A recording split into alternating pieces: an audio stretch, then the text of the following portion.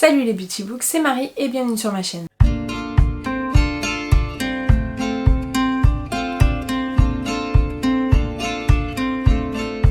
J'espère que vous allez bien, on se retrouve pour une petite vidéo blabla qui va compléter une ancienne vidéo que je vous ai sortie il n'y a pas si longtemps que ça, à savoir mes unpopular opinions. Et donc là j'ai décidé de sortir le tag des unpopular opinions. Donc voilà, il y a quelques questions, je vous avais demandé si ça vous intéressait. Et puis même si ça vous intéressait pas, je le fais quand même. J'avais envie de vous faire des vidéos quand même cet été, que vous soyez, mais des vidéos un peu plus relax. Et donc on va commencer tout de suite maintenant. Donc le premier point, c'est un livre que tout le monde a aimé, mais pas moi. Donc je vous réfère à ma vidéo dans tous les cas de Unpopular Opinion, puisque je vous dis pas mal de titres, mais s'il y en avait bien un qui résume parfaitement le truc, qui est le livre le plus hypé vraiment de tout le bookosphère et que moi j'ai vraiment détesté. Il s'agit des Fiancés de l'hiver de Christelle Dabos, et là je sens les œufs m'arriver sur la tronche, mais clairement on est sur le premier tome de La Passe-Miroir et je me suis ennuyée fermement dans ce tome. Vraiment, il n'y avait pas plus rasoir que ça. J'ai trouvé qu'il ne se passait rien du tout, la mise en place est très longue. Je ne comprenais pas trop où on allait, puisque on va suivre Ophélie qui va être mariée, qui va être fiancée de force avec un intendant assez mystérieux, assez sombre, et elle va être envoyée sur une arche où le froid est très présent, et elle va avoir deux dons, Ophélie. Elle va pouvoir traverser les miroirs et passer d'un endroit à un autre en traversant les miroirs, sauf qu'elle est obligée de savoir de visualiser l'endroit où elle va, parce que sinon elle peut se retrouver bloquée, et elle peut lire dans les objets, c'est-à-dire qu'en touchant les objets elle peut lire les souvenirs ou un truc comme ça, bref. Voilà. Dans cette saga je suis quand même allée jusqu'au tome 3, il n'y a que le dernier tome que j'ai pas lu, je n'ai aimé que le tome 2, je me suis arrêtée là parce que vraiment c'était plus possible. Mais ouais, j'ai eu pas mal de problèmes, surtout avec ce premier tome, parce que je n'aimais aucun personnage, j'ai trouvé qu'il ne se passait rien du tout, j'étais pas attachée ni à Ophélie, ni à l'univers, ni au système de magie, etc. Et franchement, le fait que je l'ai pas abandonné, c'est vraiment parce qu'il y avait une méga hype dessus. J'ai poursuivi vraiment, vous voyez, je l'ai lu jusqu'au tome 3, mais vraiment ça l'a pas fait du tout. Donc je vais pas dire toute la saga parce que j'ai beaucoup aimé le tome 2, le tome 3 je l'ai un peu moins aimé, mais vraiment le tome 1 ça a été une catastrophe. Je pense que je lui ai mis 2 étoiles sur 5, et encore 2 étoiles, j'ai été gentille parce que je retire rien de cette histoire, et à part me dire que je me suis ennuyée ferme, c'est tout ce dont je me souviens. Ensuite on a l'inverse, c'est-à-dire qu'un livre que personne n'a aimé mais qui nous tient à cœur. Et ça a été assez compliqué puisque comme je vous ai dit, souvent je suis très influencée par les avis livresques. Même si je ne lis pas les avis livresques, je suis quand même les hypes, etc. Et le premier qui m'est venu à l'idée, enfin qui m'est venu à la tête, c'est la duologie de fandom de Anna Day. Je l'avais mis dans... Je suis même pas sûre de l'avoir mis dans une wishlist, mais c'est mon chéri qui m'avait offert le tome 1 et j'avais mis beaucoup de temps à le sortir puisque j'avais vu que des mauvais avis, vraiment, ou très très peu de bons avis. J'avais lu que des mauvais avis. On va suivre un groupe de jeunes, alors je ne sais plus comment s'appelle la protagoniste principale, mais on suivait un groupe de jeunes qui allaient à la, pas à la BlizzCon, mais à la sitcom exprès, à la convention exprès pour un film et un livre qu'ils adorent. Et à un moment donné, il y a un espèce de petit tremblement et ils se retrouvent dans l'histoire qu'ils adorent. Donc c'est vous adorez Théami et vous devenez Clary. En gros c'est ça. Et c'est le gros du résumé, mais ça, le pitch me hypait de ouf. Et en fait, il y en a beaucoup qui ont été très hypés par ce pitch, mais qui qui avait eu l'effet un peu qui se coule en le lisant, et moi franchement j'ai adoré. Je trouvais qu'il se passait beaucoup de choses, il y a une bonne histoire. Alors c'est du young adulte, hein. C'est pas, ça casse pas trois pattes à un canard non plus, mais je trouvais que le résumé était pas du tout menteur. Je me suis vraiment attachée au personnage, j'ai beaucoup aimé les événements. En plus on a une histoire de un peu révolution, de rébellion, de personnages. On sait que à la fin le personnage principal meurt, donc notre personnage principal est censé mourir à la fin. Comment ça va se passer, est-ce qu'ils doivent suivre la trame du roman, du film, ou est-ce qu'ils doivent essayer de se sauver tout simplement. Et donc il y avait un tome 2 que j'ai beaucoup aimé aussi. De toute façon je pense que je les ai laissés, je les ai gardés, ils sont par là, mais je les ai gardés. C'est signe que je les ai beaucoup aimés et que je les aime beaucoup, mais pourtant personne n'a aimé. Franchement, ça a fait un tollé pas possible. Ensuite, nous avons un triangle amoureux où le protagoniste principal ne finit pas avec celui qu'on aurait voulu. Et encore une fois, je me suis posé la question, mais j'en ai pas trouvé dans la littérature où j'ai été déçue. Même si ce n'est pas mon choix premier, après je me suis dit bon ok, je comprends et je suis pas déçue. Il n'y a qu'un seul roman où j'ai été déçue, ce n'est pas de la SFFF, mais il s'agit d'une évidence de Agnès Martin-Lugan où la fin... Alors, en fait... Il y a un espèce de triangle amoureux pendant tout le long du livre et à la fin elle prend une décision. Enfin, le personnage que moi je préférais, lui l'incite à prendre une décision qui va à l'encontre de lui justement. Et franchement sur toute la fin du roman j'étais hyper déçue en me disant ah non mais c'est pas possible, elle l'a choisi lui, ça doit pas se terminer comme ça, ils doivent se retrouver, il doit y avoir un plot twist pour qu'ils se retrouvent et tout. Et j'arrive au dernier chapitre et pas de plot twist. Et là j'ai un épilogue qui m'a bouleversée et qui m'a détruite. Vraiment, je pense que c'est un des rares romans pour lequel j'ai vraiment pleuré, pour lesquels j'étais vraiment en PLS mais total, c'était ce roman-là. Et on comprend un peu le cheminement de ce personnage qui lui dit de ne pas le choisir lui mais de choisir l'autre.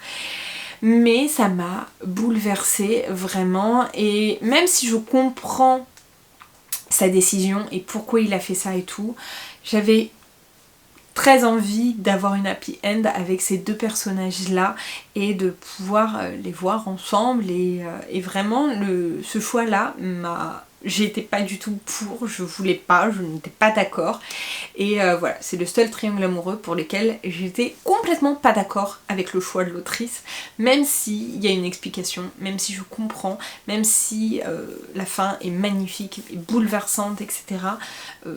Ça m'a quand même détruite, et je suis contre encore ce couple-là, même en ayant les tenants et les aboutissants, je ne veux pas de ce couple. Voilà. Ensuite, nous avons un genre qui a le vent en poupe, mais que je n'aime pas. J'ai mis deux choses différentes. Alors, il y a la science-fiction. En fait, j'ai beaucoup essayé la science-fiction, mais j'ai du mal. J'y arrive pas. Même les science-fiction que j'achète, que j'ai voulu lire, etc., je les achète parce que je suis hypée. Mais une fois que je suis dedans, j'ai l'impression de toujours me forcer à lire, etc. Donc je pense que c'est un genre que je vais lire parcimonie, voilà, parce que j'ai quand même eu des bonnes lectures de science-fiction, mais pas que. Et là j'en ai encore 2-3 dans ma pile à lire, je n'arrive pas à les sortir, puisque je sais pas, j'ai peur, je sais pas pourquoi, c'est jamais le bon moment pour les sortir. Donc voilà, je vais parler de la science-fiction, même si je déteste pas ça, voilà, c'est pas le genre qui m'attire le plus, parce que je lis énormément de choses, je lis de la romance, je lis du contemporain, de l'historique, de la non pas de la science-fiction, mais de fantasy, de la fantastique. Donc voilà, il y a beaucoup de sujets que je lis, même le classique c'est pas le style que je préfère le plus, mais j'ai envie de m'y mettre aussi, et j'ai eu j'ai lu des très bons classiques dernièrement, surtout écoutés, qui ne m'ont pas déçu. Je pense que c'est plus le fait de le lire en papier plutôt que le genre en lui-même qui ne me convient pas. La science-fiction, j'ai beaucoup de mal.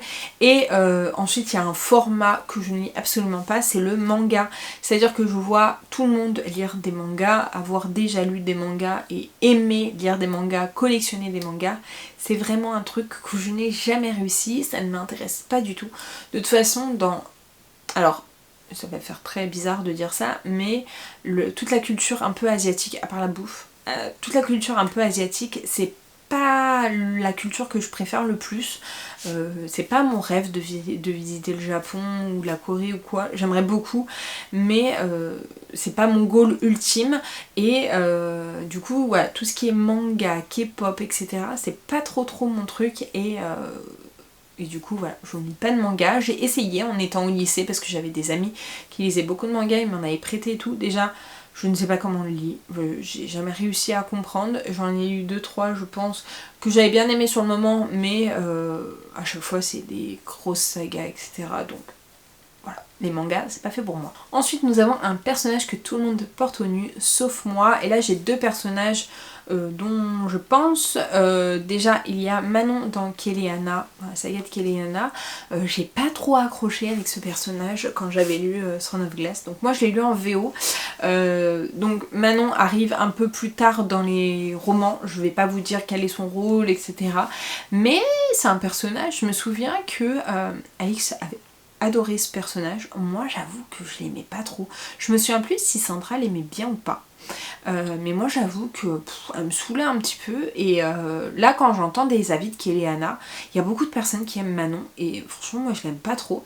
Et le deuxième, ça va être dans la saga de Covenant de... Non, Covenant est en dessous. Bref, elle est là. De Jennifer Larmont-Trout.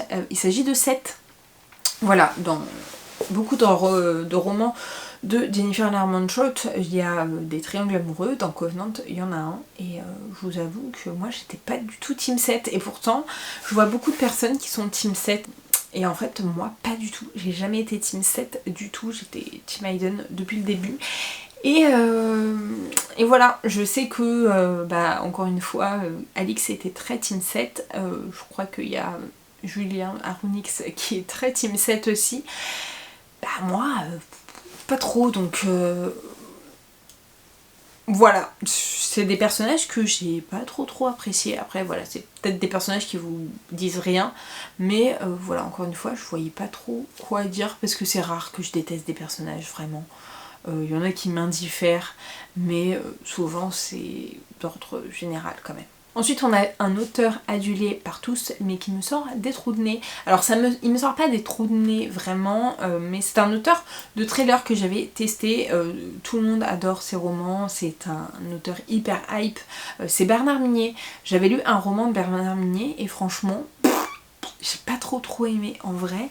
J'ai pas trop aimé, et je ne retenterai pas Bernard Minet. Pourtant, tout le monde parle en bien de sa saga de Servaz. Moi justement, j'ai lu un tome de sa saga de Servaz. Servaz, il m'a pas forcément intéressée, et la plume m'a pas trop hypée ni rien. Franchement, ouais, un peu déçue. Pourtant vraiment, il marche hyper bien Bernard Minet. Mais alors, je comprends pas trop la hype. J'avoue que je comprends pas trop la hype. Il y a des bien meilleurs auteurs, et Frank Lee est bien meilleur. Jussi Adler-Olsen est bien meilleur, et pourtant Jussi Adler-Olsen, on en parle un petit peu moins. Alors en ce moment un peu plus, mais un petit peu moins quand même. Donc ouais, Bernard Minet, il est pas fait pour moi, et je retenterai pas un roman de lui. Ensuite, on a un trope littéraire, un topo littéraire que je déteste. Alors encore une fois, je ne déteste pas forcément des tropes littéraires. Je vais pas dire je ne lis pas ça parce que c'est tel trope. Je vais tenter, et avec les histoires. Ce qui m'attire le moins, c'est tout ce qui est dark, donc la dark romance, la dark fantasy, etc. Ça m'intéresse un peu moins, surtout la dark romance. C'est pas vers lequel je veux aller. En plus, ouais, j'en ai aucun qui me tente vraiment. Après, il y a certains livres qui sont un petit peu dark, où je me dis pourquoi pas. Je sais que La fortune sourit aux acharnés est un petit peu dark, même si je suis pas sûre que ça soit considéré comme de la dark fantasy ni de la dark romantasy. Mais ouais, la dark romance, ça me tente pas du tout. Si vous avez une dark romance qui est génialissime, n'hésitez pas à me dire pour que je puisse changer d'avis. Voilà. Et ensuite, on a un livre qui est très apprécié, mais qui me laisse de marbre. C'est-à-dire que je le déteste pas, mais il m'a rien fait. Vraiment, il m'a rien fait. J'ai pas compris encore une fois la hype, mais je ne sais pas, je me demande si je vous en ai pas parlé dans ma vidéo de Unpopular Opinion. Il s'agit du Sang de la Cité de Guillaume Chamanejan. Et franchement, je l'avais pris parce que tout le monde en disait que du bien. Vraiment, il était sorti il n'y a pas longtemps, tout le monde en disait que du bien. À la librairie, j'hésitais entre deux. Il y avait une personne qui l'avait acheté une semaine avant qui m'a dit prenez-le, il est génial. La libraire m'a dit prenez-le, il est génial. Et j'ai refermé le livre en disant ouais, ok. Bon bah, je sais pas si je lirai. Enfin, sur le moment, je me suis dit bon bah, je lirai la suite pour voir. Et en fait, la suite m'a jamais tentée, j'ai jamais continué. Et je l'ai même revendu, ou alors il est dans ma pile de revente, parce que... Bah ouais quoi. Next. J'en tirerai aucun... Je vais pas garder un souvenir impérissable de ce roman. Et j'en suis presque attristée, parce que j'aurais aimé ce roman. Mais il m'a laissé de marbre. Donc voilà pour ce petit tag. J'espère qu'il vous aura plu. N'hésitez pas à répondre à ces questions aussi, à me dire s'il y a des similitudes ou si vous êtes indigné par mes réponses. Vraiment à répondre également à ce tag. Comme d'habitude, n'hésitez pas à liker la vidéo, à la commenter et à vous abonner. Je vous mets juste ici pour vous abonner, ici ma dernière vidéo. Et en attendant une prochaine vidéo, je vous fais de très gros bisous et je vous dis à très bientôt. Ciao!